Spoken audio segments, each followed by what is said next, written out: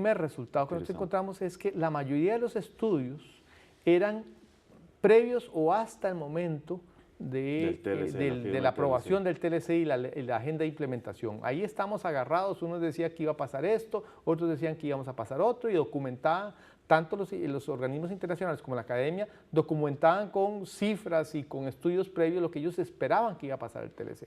Pero la primera conclusión que encontramos es que como que esta sociedad barrió bajo la alfombra el tema.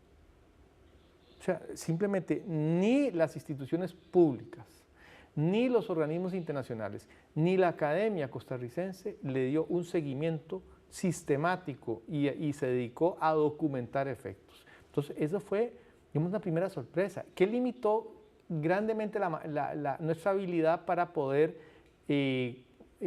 cumplir con todos los extremos del mandato de CONARE original, porque era investiguen todos los efectos e impactos, traten de documentarlo. Bueno, el punto de partida era muy endeble. Quiere decir que tuvimos que volver y decir, bueno, aquí vamos a empezar casi como a trazar el mapa. Yo no voy a referirme al pasado, sino decididamente a la cuestión del plan fiscal y a su efecto sobre nuestra universidad, porque eso es lo que me tiene preocupado desde hace algunas semanas. Estuve viendo un informe que presentó el doctor Jorge Vargas Culliel, no sé si saben quién es el director del Estado de la Nación, alguien que está a favor de la aprobación del plan fiscal. Él presentó un informe y donde se señala que las finanzas del gobierno central de la República se desequilibraron en cuanto a déficit primario, es decir, sin considerar la deuda, se desequilibraron durante el segundo gobierno de Óscar Arias.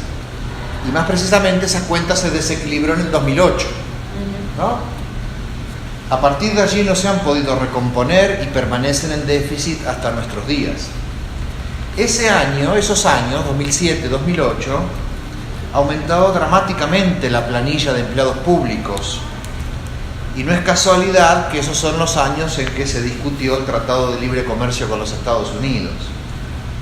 Con la excusa, y ese aumento importante del empleo público, casi 47.000 empleados, 11.000 solo en la caja, y no eran enfermeros, médicos, sino burocracia, se hizo con la excusa de proteger a la gente de la crisis hipotecaria en Estados Unidos. Pero en mi opinión hay que decirlo claramente, esos años se compraron y pagaron voluntades para apoyar el TLC a través del empleo público. Y la segunda causa principal del desfinanciamiento del gobierno central, sin contabilizar la deuda, es el fraude fiscal. Lo que el plan fiscal actual está comprando al contado es la impunidad de los que defraudaron al Estado fugando capitales a Panamá. Al socializar el déficit fiscal, la alianza liberal conservadora que nos gobierna descarga sobre las espaldas de los contribuyentes la falta de coraje político para presionar a los que fugaron capitales y socializa la impericia y la demagogia de un gobierno liberacionista. Y por supuesto cuenta con el apoyo irrestricto de todos los liberacionistas, incluyendo aquellos que son profesores universitarios y exministros de aquel gobierno y no advirtieron el problema que le estaban heredando al país, pero sí son capaces de decir que soy un intelectual patético.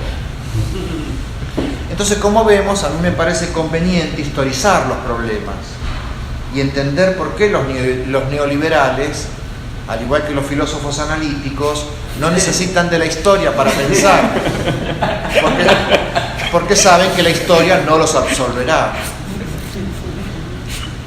En segundo lugar, deducido de esto, precipitado de esto, quiero señalar que uno de los efectos, entonces, de tal socialización de las pérdidas ha consistido en derogar las leyes que asignaban recursos específicos para la Universidad de Costa Rica y que sostenían financieramente las sedes de Paraíso y Punta Arenas. Cuando el plan fiscal comenzó a ser discutido en nuestra universidad, mayo, junio, se señaló el carácter regresivo de su economía política y el daño que podría causarle a las finanzas universitarias. Pero pocas semanas después, nuestro rector ha tratado de tranquilizarnos, sosteniendo que en el mes de septiembre había firmado, cito textual, un compromiso político y financiero con el Poder Ejecutivo, donde éste se comprometía a transferir fondos a la universidad para sostener esas sedes en caso que el plan fiscal anulara esas leyes, como efectivamente sucedió en primer debate. Y a partir de entonces, el plan fiscal pasó de ser regresivo y lesivo para la universidad a ser un monumento a la justicia social, tal como lo ha planteado el Instituto de Investigaciones Económicas. Yo pienso que no podemos tranquilizarnos hasta que nos aclaren por qué se derogaron leyes que beneficiaban a nuestra universidad en el mismo momento en que, por ejemplo, el INCAE era exonerado. Es que no es la economía, es la política. No es dinero lo que hemos perdido, sino autonomía. Antes estábamos protegidos por normas legales, ahora lo estamos por acuerdos clientelares que nos someten peligrosamente a la voluntad del Poder Ejecutivo. Y a pesar de las supuestas bondades del plan, sostenidas ahora por el Instituto de Investigaciones Económicas, la Rectoría ha iniciado un plan de contención de gastos que con o sin plan fiscal debería haber iniciado hace años. La mayoría de las medidas tomadas son sensatas, excepto porque no hay ningún plan de protección a los funcionarios docentes y administrativos interinos. Nuestro humanismo debería saber que en estas circunstancias, al mantener los empleos, estamos protegiendo a las personas y por eso ningún interino debería perder su puesto de trabajo en el 2019 por razones presupuestarias.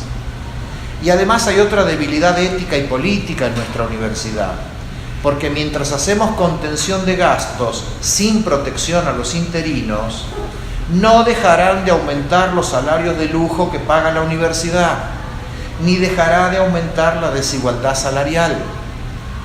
Y lo más sorprendente de esta injusticia es que ha sido promovida por el SINDEU toda vez que no aceptó un escalonamiento de las anualidades. En tercer lugar, termino. El mismo plan fiscal presenta zonas en su articulado claramente injustas y que como universitarios deberíamos considerar desde una perspectiva ética y política humanista. Ni siquiera estoy diciendo kantiana, simplemente humanista. Kant está a la izquierda de todo esto. Veamos. Voy a hacer... Quedan impunes los que provocaron esta crisis y sus efectos nocivos se trasladan al conjunto de la sociedad. Ahí no son neoliberales, son socialistas, porque socializan. Se establecen privilegios impositivos a las zonas francas que perjudican a los empresarios nacionales que están fuera de ellas. Se cobra impuesto a los alquileres, se les exime de pagar impuestos a los alquileres de locales de iglesias, pero no a los de las ONGs. Se mantiene el privilegio salarial para los médicos. Hay posibilidad latente de congelamiento de salarios con el consecuente efecto recesivo de la economía que perjudicará a pequeños y medianos empresarios, así como trabajadores públicos y privados. Es injusto también haber desdibujado la norma de subcapitalización en beneficio de las empresas que usaban ese recurso legal para eludir impuestos. Y no tiene caso decir que es mejor una norma injusta a que no haya ninguna, porque eso es como decirle a un enfermo grave que es mejor tomar una aspirina a no tomar nada. Y para terminar, son injustas todas las amnistías tributarias que están contenidas en el plan, mientras delincuentes comunes descuentan días de cárcel por haberse robado una gallina.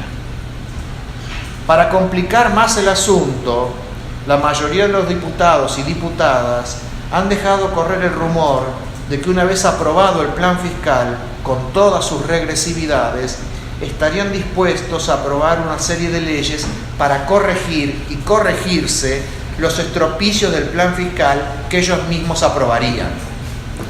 Pero no les creemos, porque los neoliberales no corrigen sus errores porque gozan con ellos. Cuando los defensores del plan fiscal dicen que si este no se aprueba, se desatará una crisis económica sobre la sociedad, tienen razón, les creemos. Cuando el ministro de Seguridad advierte que aunque él no quiera, podría haber muertos de continuar la protesta, también le creemos. Entendemos lo que dicen, reemplazan el debate político por la amenaza.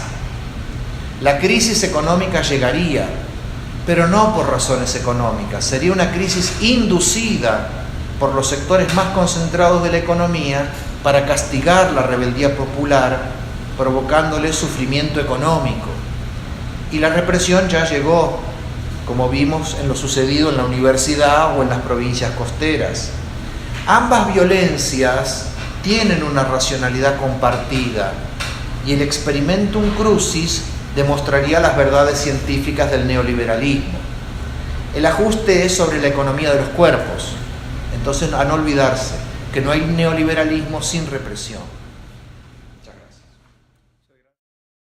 En las universidades públicas y específicamente en la Universidad de Costa Rica, creemos que el principio debe ser cero impuestos a la educación pública y mantener aquellos destinos específicos que han fortalecido nuestros programas de regionalización, porque la regionalización es la democratización del acceso a la educación superior.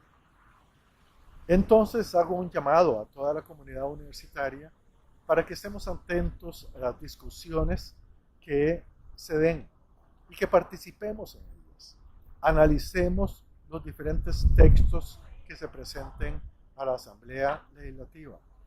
La fortaleza de Costa Rica también reside en la capacidad de sus ciudadanos y ciudadanas por vislumbrar las mejores opciones para toda la colectividad nacional.